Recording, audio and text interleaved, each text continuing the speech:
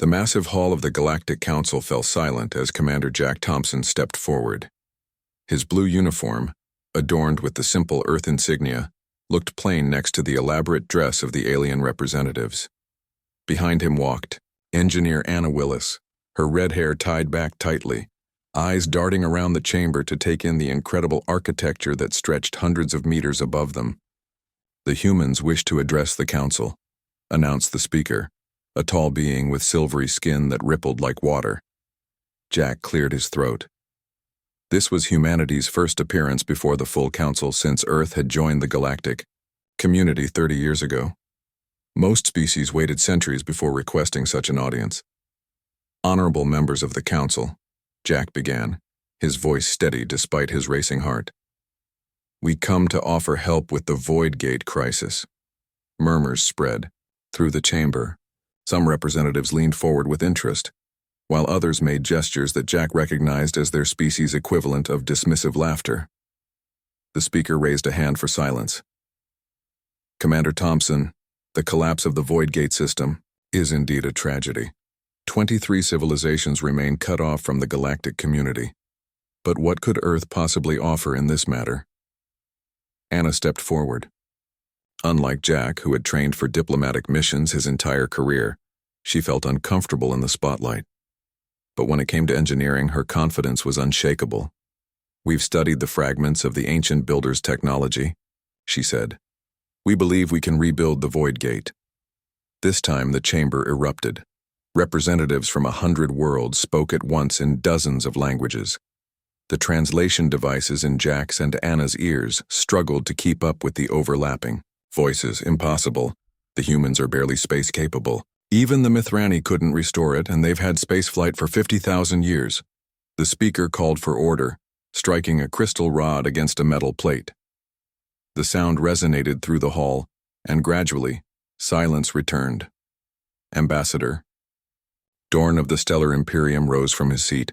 His people, the Varl, were known for their advanced technology and their equally advanced sense of superiority.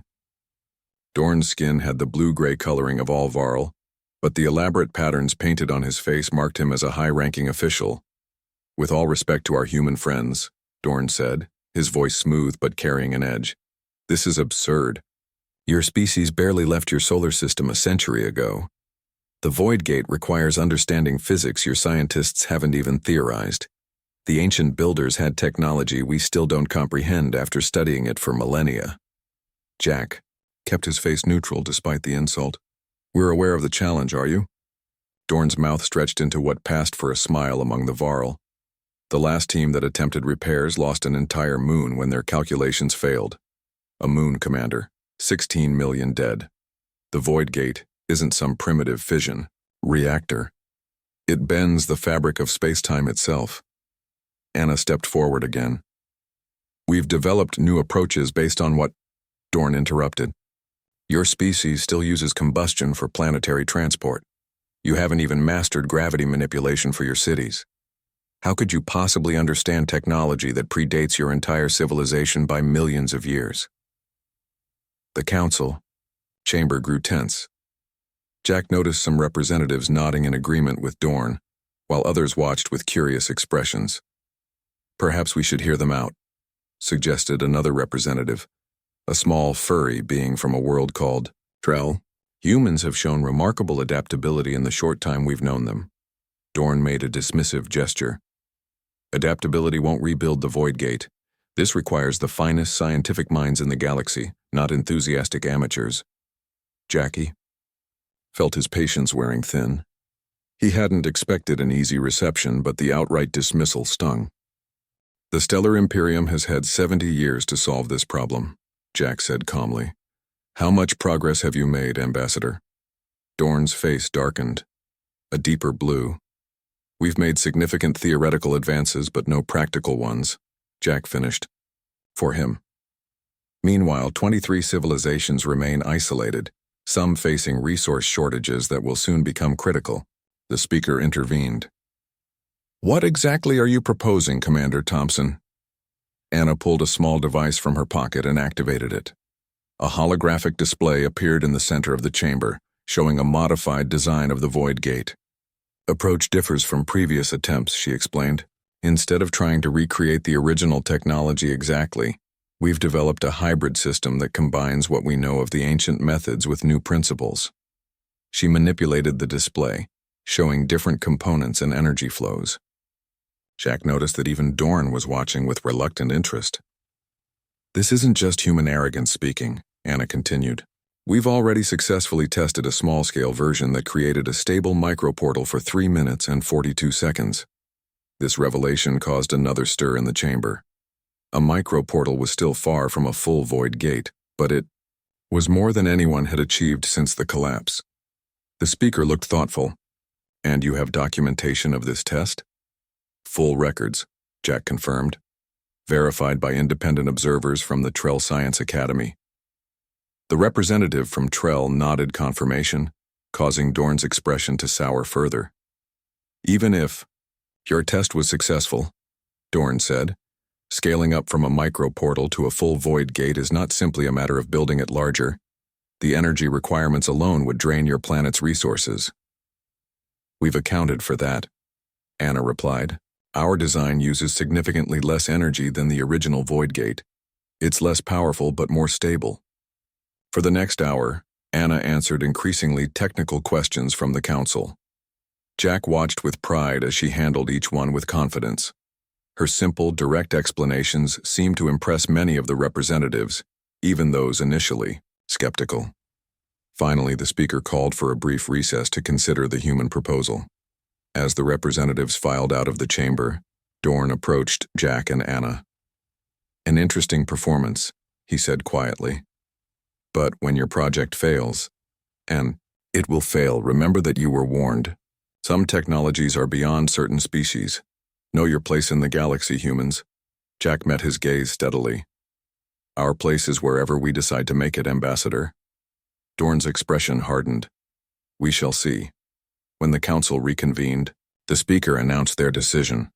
The council grants provisional approval for the Human Void Gate project. You will receive limited access to the Ancient Builders archives and permission to work at the collapsed gate site. However, the speaker added, the council accepts no responsibility for any consequences of your attempt. Jack bowed slightly. We understand. Thank you for your trust. Not trust, corrected the speaker. Necessity. If there is even a small chance you might succeed where others have failed, we must allow the attempt. As they left the chamber, Anna whispered to Jack, Did we just commit to something impossible? Jack watched as Dorn and several other representatives huddled together, casting glances in their direction. Probably, he admitted. But if humans waited for guarantees of success, we'd never have left Earth in the first place. Anna nodded, her mind already racing with calculations and plans. I'll need to contact Earth immediately. We need to assemble the best team possible. Already arranged, Jack said. The ship leaves in 3 days. As they walked toward the exit, the enormity of their task settled over them. They had just committed humanity to the greatest engineering challenge in galactic history, with countless lives depending on their success. And most of the galaxy was betting on their failure. 3 months after their appearance before the Galactic Council, Anna Willis floated in the observation dome of Frontier Station, watching as another supply ship docked. The massive space station orbited the dead star where the original Void Gate had once stood. Now, only broken pieces of the ancient structure remained, scattered across space like a giant puzzle. Shipment from Earth, said a voice behind her. More equipment for Lab 7. Anna turned to see Jack Thompson pushing himself through the zero-gravity environment with practiced ease. Unlike the early days when he bumped into walls and equipment, he now moved like someone born in space. Did they send the special alloys we asked for? Anna asked. Jack nodded. And something else. 20 new engineers and scientists, including Professor Tom Reed. Anna's eyes widened. Tom Reed? The physicist? I thought he refused to join. He changed his mind, Jack grinned. Apparently, he said he couldn't miss the greatest engineering disaster or miracle of the century. His words, not mine. Anna laughed. Tom Reed was famous on Earth for his wild theories about space and time. Most scientists thought his ideas were crazy, but Anna had studied his work secretly. His papers on dimensional folding had given her the first idea for their void gate approach. When does he arrive? He's on the ship now, along with our latest observer from the Stellar Imperium. Anna's smile faded. Another spy from Dorn? Of course. This one's called Felix, supposed to be a technical advisor, just wants to watch us fail up close. The station had become home to over 300 humans and 50 aliens from various worlds. Some came to help, offering knowledge or skills. Others, like Dorn's people, came to watch and report back on the humans' progress, or lack of it. In Lab 3, Anna found Professor Reed already at work. He was older than she expected, with white hair that floated around his head in the low gravity. His clothes looked rumpled as if he'd slept in them, which he probably had. "Engineer Willis," Reed called out when he saw her. "Finally. Come look at this nonsense your team has created." Anna approached cautiously. Reed had a reputation for being brilliant but difficult. "Is there a problem, Professor?" "Problem?" "Yes, a dozen of them." Reed pointed at the complex diagrams on the screens around him. "Your approach to the quantum field generator is all wrong. You're trying to force stability using brute computational power." Anna felt her face grow warm. "We've made progress. Progress toward failure." Reed pulled up new diagrams. The ancient builders didn't think like this. They didn't force technology to work. They found the natural flows of the universe and guided them. "With respect, Professor, we don't," Reed snorted. "No, but we have our own knowledge." He pointed to his head. "Humans think differently. That's our advantage." As annoying as he was, Anna couldn't help but be fascinated. For the next hour, Reed explained his theories, drawing diagrams in the air with his hands and occasionally cursing when words failed him. "So you're saying we need to make the void gate partially organic?" Anna asked finally. "Not organic exactly. Responsive. Alive, in its own way." Reed's eyes gleamed. "The universe itself is alive, Engineer Willis. Our machines should be extensions of that life, not separate from it." From behind them came a smooth, almost musical voice. "Fascinating theory, completely unsupported by evidence, of course." They turned to see Felix, the new observer from the Stellar Imperium. Like all Varl, he had blue-gray skin and a tall, thin build. His face was painted with simpler patterns than Dorn's, marking his lower rank. "Evidence is what we're creating here," Reed replied sharply. Felix made a gesture that translated roughly as polite disbelief. "The Varl explored biologically responsive technology millennia ago. We found it unreliable and primitive." "Then you explored it wrong," Reed said bluntly. Anna stepped between them. "Professor Reed's theories are just one approach we're exploring. We value the Stellar Imperium's input." "Of course." Felix nodded, not believing her for a second. "I look forward to observing your unique methods. Ambassador Dorn is most interested in your progress." As he glided away, Reed mumbled, "I bet he is." Over the next few weeks, the station hummed with activity.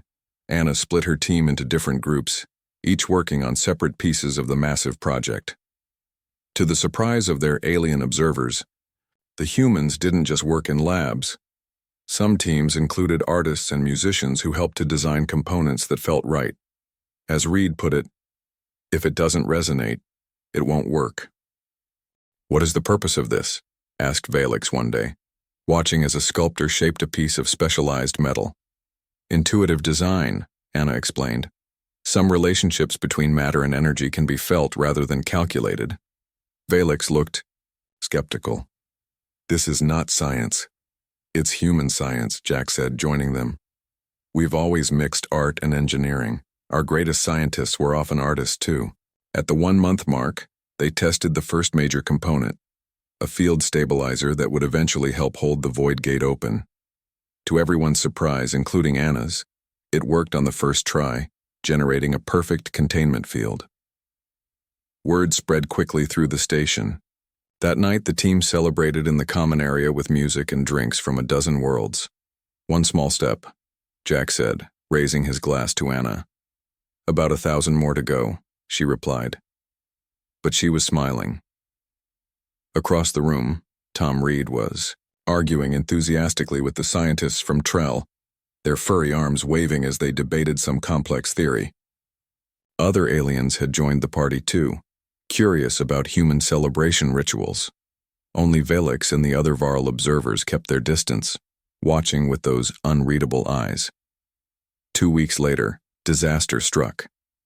The second major component, a quantum waveguide, failed catastrophically during testing. The explosion was small but destroyed months of work. Impossible, Anna whispered, staring at the smoking ruins. The simulations were perfect. Reed examined the damaged pieces. This wasn't a design failure. The materials were compromised. Jack frowned. Compromised? The molecular structure is wrong. Reed held up a twisted piece of metal. This isn't what we specified. It's similar, but not the same. Anna felt cold despite the lab's warm air. Sabotage? Jack didn't answer, but his expression hardened. Later that night, he met Anna in her private quarters where they could speak without being overheard. Security footage shows Velix in the materials lab 3 days ago, Jack said quietly. No record of why he was there. You think the Varl are sabotaging us? Anna asked. I think someone doesn't want us to succeed. Jack's voice was grim. The question is, what do we do about it? Anna thought for a long moment. We don't confront them, not yet. Let them think they've set us back months. And meanwhile, a slow smile spread across Anna's face. We change our approach. Professor Reed has been talking about a completely different way to build the field generator, something the Varl would never expect. Jack looked uncertain. Reed's ideas are unusual. Exactly. Anna's eyes shone with determination. They're watching for conventional methods. Let's try something they'd never anticipate. Something so crazy it just might work. Jack gave a small smile. Something human? Anna nodded. Outside the station, the broken remains of the ancient Void Gate continued their slow dance around the dead star. Soon, if Anna's team succeeded, those fragments would have new purpose, not rebuilt as they were, but transformed into something new, something that had never existed before. Something they said no one could build. Anna couldn't sleep. For the 5th night in a row, strange patterns danced in her mind whenever she closed her eyes. She finally gave up, pushed herself out of her small bed and floated to the workstation, in her quarters. Lights, she called, and the room brightened. Anna pulled up the latest designs for the Void Gate project. After the sabotage 2 months ago, they had switched to Professor Reed's unconventional approach. Progress was slow but steady, yet something still felt wrong. Anna stared at the designs until her vision blurred. Then, just as she was about to give up, something clicked in her mind. The patterns from her dreams overlaid the schematics. And suddenly, she saw it. That's it, she whispered. Her fingers flew across the interface, making changes, connecting systems in ways no one had tried before. That's what we've been missing. When morning came, or what passed for morning on a space station, Anna called an emergency meeting of the core team. Jack arrived first, looking concerned. What's wrong? Another sabotage attempt? No, something better. Anna could barely contain her excitement. I figured it out, Jack. The Void Gate isn't just technology. It's alive. Professor Reed arrived next, his white hair even wilder than usual. When Anna explained her revelation, his eyes widened. Show me, he demanded. Anna displayed her new designs on the main screen. See these connection points? They're not power conduits or data transfers. They're more like nerve endings. The ancient builders didn't build a machine, they grew one. Reed studied the designs, muttering to himself. After several minutes, he looked up with a grin that made him look decades younger. Of course, he said. It's so obvious now, we weren't thinking alien enough. What does this mean for the project? Jack asked. Anna took a deep breath. It means we need to change everything. We've been trying to build a machine, but we need to grow a partner. The new approach stunned the alien observers. When Anna presented her theory to the full station, Valix immediately contacted Ambassador Dorn. Within days, Dorn himself arrived at the station. "This is madness," Dorn said when Anna finished explaining. "You're suggesting the Void Gate has consciousness?" "Not human consciousness," Anna clarified. "Something actually seems possible." Anna nodded slowly. "Yes, and that's what worries me. What do you mean?" Ambassador Dorn wasn't angry today. He was scared. Anna turned to face Jack. "We're succeeding, Jack. And that's exactly what some people don't want." Jack's expression grew serious. "You think they'll try to stop us again? I know they will, and next time they'll be desperate." As if to confirm her fears, an alert chimed on her communicator. Anna checked it and frowned. "What is it?" Jack asked. "Security alert. Someone accessed the main power controls without authorization." Anna stood up quickly. "It's starting already." They hurried from the observation dome, leaving behind the scattered remains of the ancient Voyite, still orbiting the dead star. Those ancient fragments had once connected the galaxy. Soon, if Anna was right, they would do so again, but in a new way, a human way, if they could stay alive long enough to finish the job. The morning after their breakthrough, Anna and Jack called a station-wide security meeting. All section heads gathered in the main conference room, their faces showing a mix of excitement from yesterday's success and concern about the unauthorized access to the power systems. "We've changed all access codes," said Mike, the head of security. He was a former military man with a serious face and eyes that missed nothing. "And I've doubled the guards on critical systems. That's not enough," Anna said. She looked tired with dark circles under her eyes. She hadn't slept after discovering the security breach. "Whoever did this has high-level knowledge of our systems." Jack nodded. "We need to consider that we have a serious saboteur on board." Maybe more than one. Professor Reed, looking rumpled as always, spoke up. "The timing is not a coincidence. We make our first real progress and suddenly someone tries to access." The Power Core Valix, who had insisted on attending as the Stellar Imperium's representative, made a dismissive gesture. "Perhaps one of your own scientists was simply running an unauthorized test. Humans are not known for following protocols. The access codes used were diplomatic level," Mike replied flatly. "Like the ones issued to observer teams." All eyes turned to Valix, whose blue-gray skin seemed to darken slightly. "Are you accusing the Stellar Imperium of sabotage?" he asked, his voice dangerously smooth. "We're not accusing anyone yet," Jack said quickly. "But we're increasing security around all critical systems." After the meeting, Jack pulled Anna aside. "We need proof before we make any accusations against Dorn or the Varl. The political consequences could be serious." "I know." Anna sighed. "But I also know they don't want us to succeed." Work continued on the Void Gate with new urgency. Anna's team had proven their approach worked, but scaling up from a small test portal to a full Void Gate presented enormous challenges. The materials needed to be perfect, the energy flows precisely controlled. 3 days after the security breach, they were ready to test the second major component, the spatial anchor that would keep the gate fixed in space. Without it, a functioning gate might drift, creating a moving hole in space-time that could tear apart anything in its path. Power Level Stable called out one of the engineers as the test began. Anchor field forming. Anna watched the readings carefully. Everything looked perfect. The anchor field expanded smoothly, creating an invisible bubble of stabilized. "Space-time test successful," she announced, allowing herself a small smile. Professor Reed nodded in approval. "Now we have 2 of the 3 main components working. Only the matter-energy converter remains. That was the most difficult piece, the system that would allow solid objects like ships to pass through the gate safely. The ancient builders had somehow solved the problem of converting matter to energy and back again without destroying it. No modern civilization had been able to replicate that feat.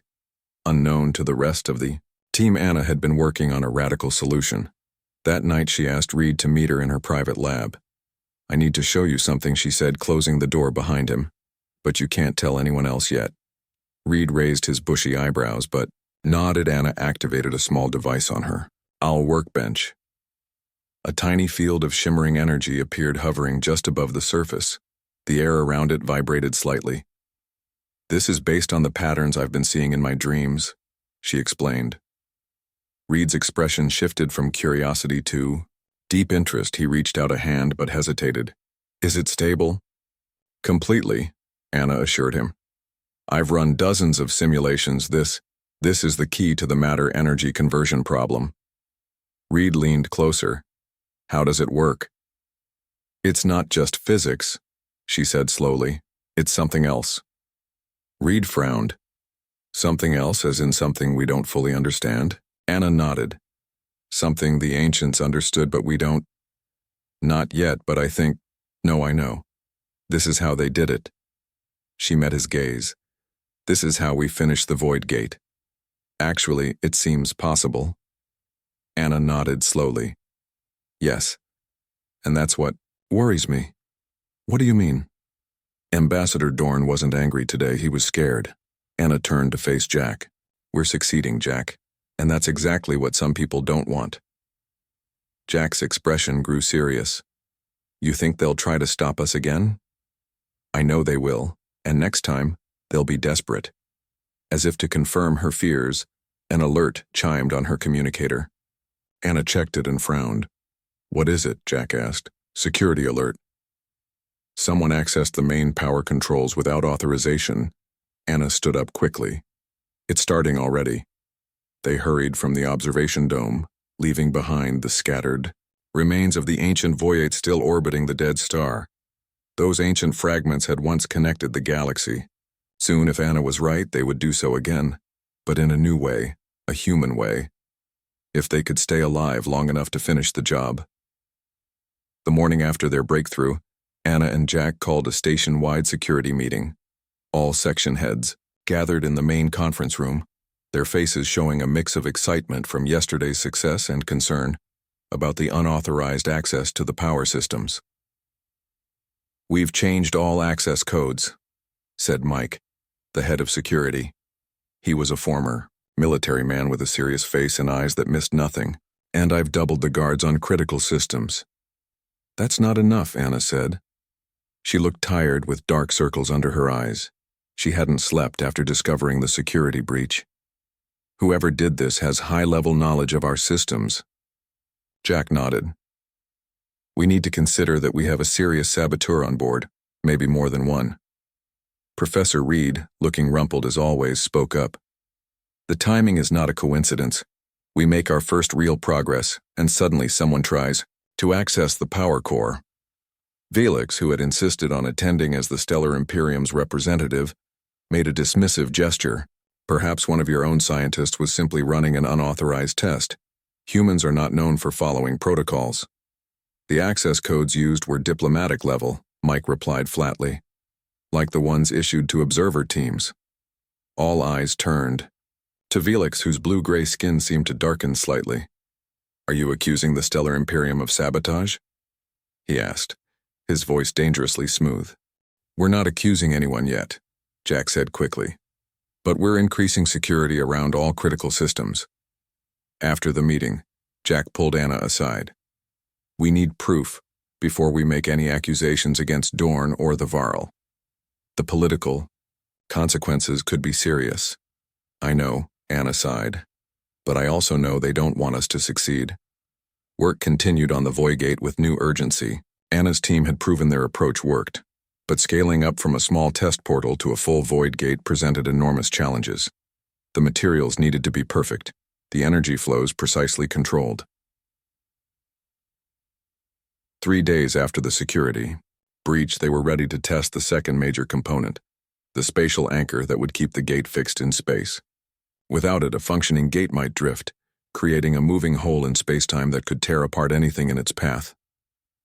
Power level stable, called out one of the engineers as the test began. Anchor field forming. Anna watched the readings carefully. Everything looked perfect. The anchor field expanded smoothly, creating an invisible bubble of stabilized spacetime. Test successful, she announced, allowing herself a small smile. Professor Reed nodded in approval. Now we have 2 of the 3 main components working. Only the matter-energy converter remains. That was the most difficult piece. the system that would allow solid objects like ships to pass through the gate safely. The ancient builders had somehow solved the problem of converting matter to energy and back again without destroying it. No modern civilization had been able to replicate that feat. Unknown to the rest of the team, Anna had been working on a radical solution. That night she asked Reed to meet her in her private lab. "I need to show you something," she said, closing the door behind him. "But you can't tell anyone else yet." Reed raised his bushy eyebrows but nodded. Anna activated a small device on her workbench. A tiny field of shimmering energy appeared above it. "Put your hand in," she instructed. Reed hesitated. "What will happen?" "Just trust me." Slowly, Reed extended his hand into the field. His fingers disappeared, but he showed no sign of pain. "I can still feel my fingers," he said, surprised. "But I can't see them." Anna smiled. "Now pull your hand back." Reed did, and his fingers reappeared, completely unchanged. "Remarkable," he whispered. "You've solved the matter-energy problem." "Not completely," Anna admitted. "This is just a small-scale test, and it only works on living tissue so far." Reed looked at her sharply. "Living tissue? You mean—" "Yes. The gate responds differently to living things than to inanimate objects. It's like it recognizes life." Reed paced the small lab, thinking hard. "This changes everything. If the gate itself is semi-living, and it recognizes other living things, then we need to approach the final component as a form of communication, not just technology." Anna finished for him. "Exactly." Their excitement was cut short by a station-wide alarm. Red lights flashed and a computerized voice announced, "Emergency in Section 12. All personnel evacuate immediately." Section 12 was the main power core. Anna and Reed raced through the corridors, joining the flow of crew members heading toward the emergency. When they reached Section 12, they found Jack already there, directing the response team. "What happened?" Anna asked, breathless from running. Jack's face was grim. "Explosion in the coolant system. 2 engineers were inside when it happened." Anna felt cold. "Are they?" Jack confirmed quietly. "The blast was contained, but they had no chance." Engineers in protective suits were already inside the damaged section, assessing the damage. One came out and reported to Jack. "It wasn't an accident," he said. "The coolant regulator was tampered with. Someone reprogrammed it to build up pressure until it exploded." Anna felt sick. Sabotage was one thing, but this was murder. 2 people were dead because someone wanted to stop their project. "Do we have security footage?" Jack asked. The engineer shook his head. "The cameras in that section went offline 10 minutes before the explosion. Whoever did this knew exactly what they were doing." Later that night, Jack, Anna, and Mike, the security chief, reviewed what little evidence they had. The programming changes to the coolant system required high-level engineering knowledge, Mike said, and diplomatic access codes were used. "Again, Felix?" Anna asked. "No, he was in the observation lounge when it happened. Multiple witnesses confirm it." Jack frowned. "Then who?" Mike pulled up a security image on his tablet. "This is from a corridor camera outside Section 12, taken 30 minutes before the explosion." The image showed Ambassador Dorn himself, moving quickly down the corridor. "He claimed he was just taking a walk," Mike said. "But this is the only time he's ever been recorded in that section of the station." Jack's expression hardened. "We need to confront him." "Not yet," Anna said. Both men looked at her in surprise. "We don't have absolute proof. And if we accuse an ambassador directly, the Stellar Imperium could pull all their support from the galactic community. So we just let him get away with murder?" Jacko asked angrily. "No," Anna said. "We finished the Voidgate, that's the best revenge. And while we do it, we set a trap." The next day, Anna called a station-wide meeting. Everyone attended, including Dorn and the other alien observers. The mood was somber after the deaths of the 2 engineers. "Yesterday's tragedy has set our work back," Anna announced. "The power core damage will take at least 2 weeks to repair. During that time, all Voidgate testing is suspended." She could see Dorn's slight smile of satisfaction. "However," she continued, "we will use this time to Review our designs and improve security. The Voyagate project will continue. After the meeting, Anna met secretly with her core team. We're not really stopping, she told them. That was for Dorn's benefit. We're moving the critical equipment to the backup lab in Section 8 and we're accelerating the timeline. Accelerating? Reed asked, surprised. But without full power, we'll use the emergency generators, and I figured out a way to connect the partially completed gate directly to the station's core systems. It's risky, but it might work. What about Dorn? Jack asked. Anna's eyes flashed with determination. He thinks he's won. Let him think that.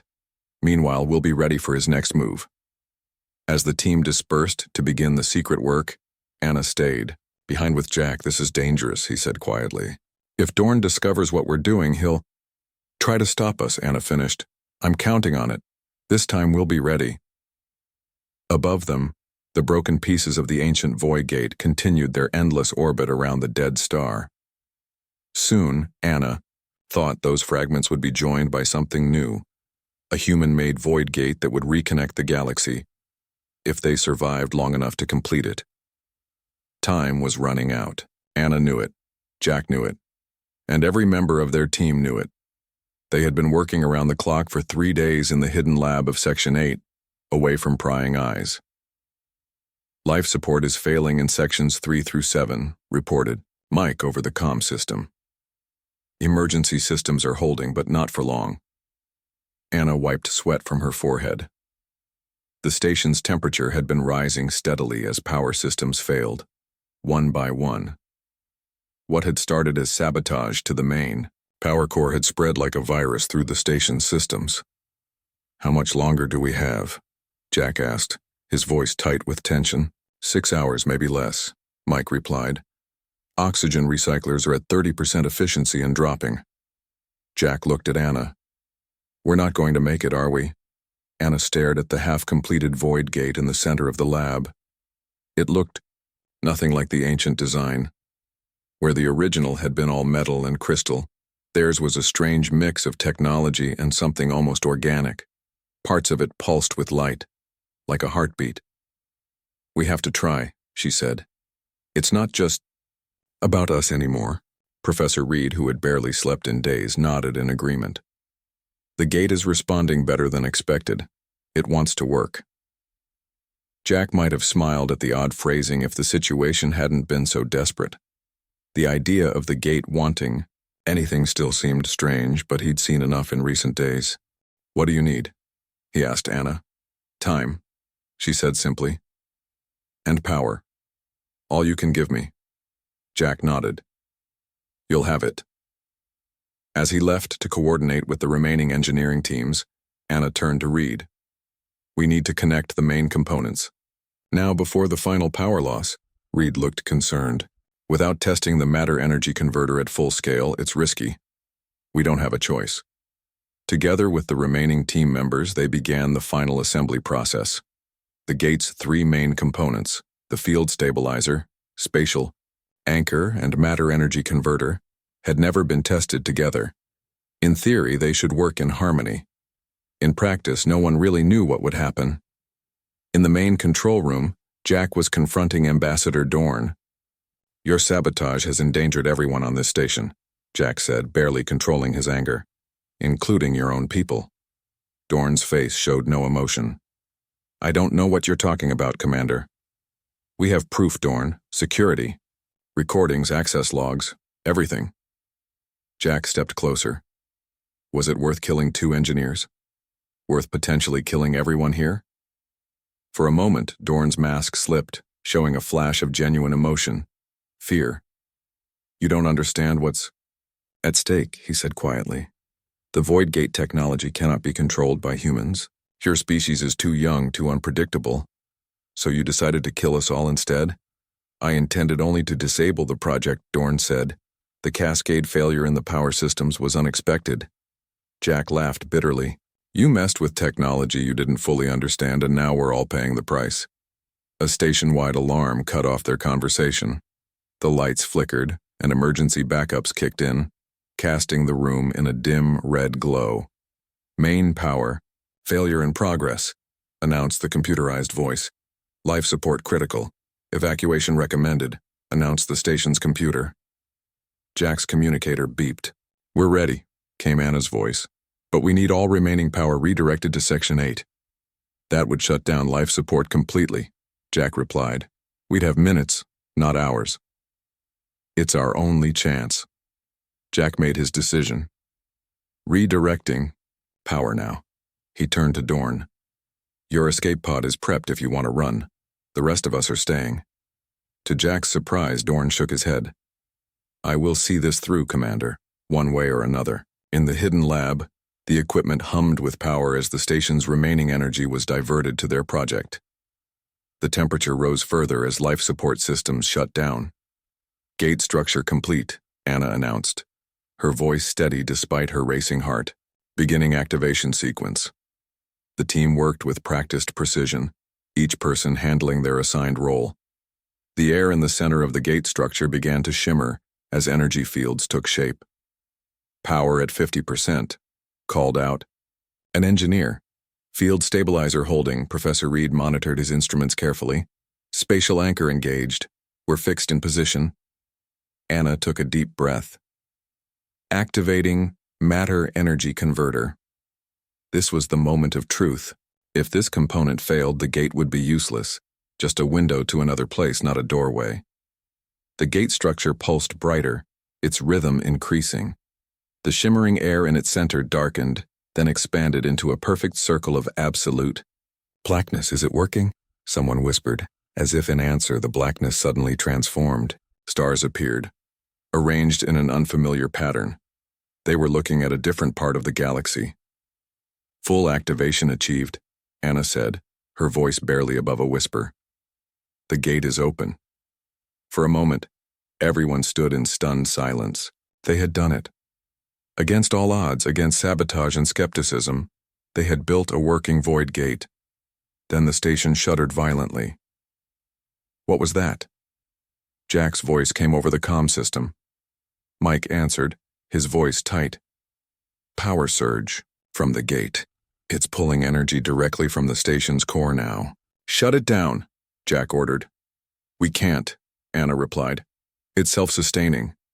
The gate had taken on a life of its own, drawing power from sources they hadn't planned for. The circle of darkness expanded, growing larger than their design called for. Everyone out, Anna shouted as equipment began to spark and fail around them. They evacuated the lab just as another, stronger shudder ran through the station. In the corridor, Anna looked at Reed in confusion. This wasn't supposed to happen, she said. The power requirements shouldn't be this high. Reed's eyes widened with sudden understanding. It's not just creating a portal. It's reaching out. Reaching to what?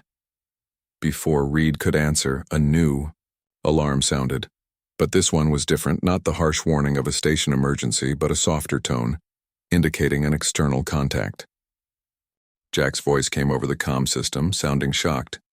Anna, Reed, get to the observation dome now.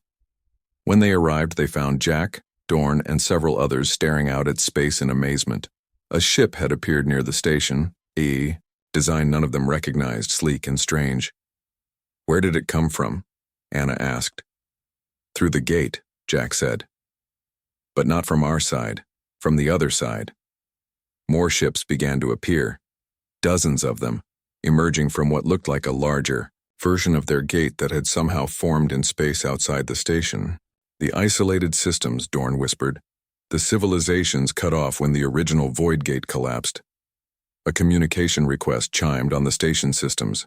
Jack accepted it, and a face appeared on the main screen, alien, but with a look of intelligence and what might have been joy.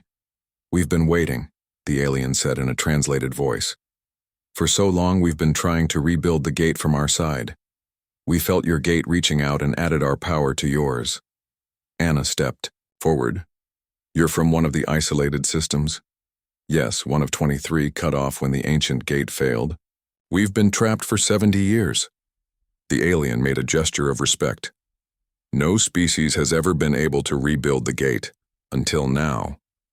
All eyes turned to the humans in the room. How did you do it? The alien asked. Our best scientists tried, for decades. Anna looked at Reed, then at Jack, and finally at Dorn, whose face showed genuine astonishment. "We didn't try to recreate the past," she said. "We built something new instead. Something that worked with the universe instead of forcing it to obey." "Something human," Jack added quietly. Within hours, more ships arrived from the isolated systems, bringing much-needed supplies and equipment to repair the damaged station. Engineers from a dozen alien species marveled at the human-made Void Gate, studying its design with wonder and respect. 2 days later, the Galactic Council convened an emergency session, connecting through the new gate network that was already expanding beyond the original design. "The human achievement must be recognized," announced the speaker. "Void Gate technology is once again connecting our galaxy, but in a new form, one that may prove more stable than the original." Ambassador Dorn was recalled by his government, his sabotage attempt now public knowledge. Before leaving, he approached. "Anna, one last time, I was wrong," he said simply. "About humans, about what was possible." Anna nodded, accepting his words without comment. Later, in the newly repaired observation dome, Jack found Anna studying designs for an even larger project. "Don't tell me you're already planning the next impossible thing," he said with a smile. Anna looked up. "The gate technology has applications we've barely explored. Faster ships, new forms of energy, maybe even communication across time." Jack shook his head in amazement. "They'll say it can't be built." Anna's eyes sparkled with determination and the thrill of discovery. "Good thing we don't listen when people tell us what's impossible." Outside the dome, ships from across the galaxy traveled smoothly through the new Void Gate network. And at the center of it all was the human-made gate, pulsing with energy like a heartbeat, part machine, part living thing, and entirely new. Just like the humans who had created it.